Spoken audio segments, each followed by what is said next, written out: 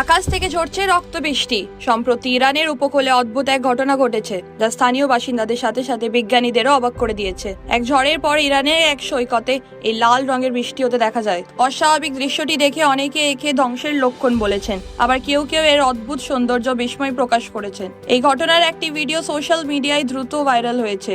ভিডিওটিতে দেখা যাচ্ছে প্রবল বৃষ্টি হচ্ছে, যে বৃষ্টির জলের রং একেবারে লাল। এই আশ্চর্য ঘটনা প্রত্যক্ষ করতে উপকূলে জড়ো হয়েছেন বেশ কিছু মানুষ। অনেকে একে রক্তবৃষ্টি বলে উল্লেখ করেছেন। এই ধরনের ঘটনা অত্যন্ত বিরল এবং বিশ্বের বেশিরভাগ অংশেই সাধারণত এই ধরনের দৃশ্য দেখা যায় না। তাহলে কি আকাশ থেকে সত্যি সত্যি রক্ত ঝরে পড়েছে?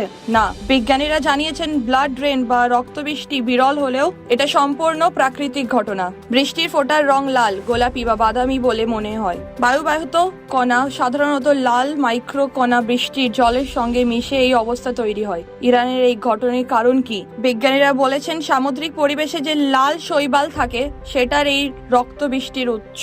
আবার কেউ কেউ বলেছেন এই অঞ্চলে যে বালির ঝড় হয় তার ফলে লাল মাটি জলের সঙ্গে মিশে যাচ্ছে, যার ফলে এই অদ্ভুত রঙা বৃষ্টি তৈরি হতে পারে।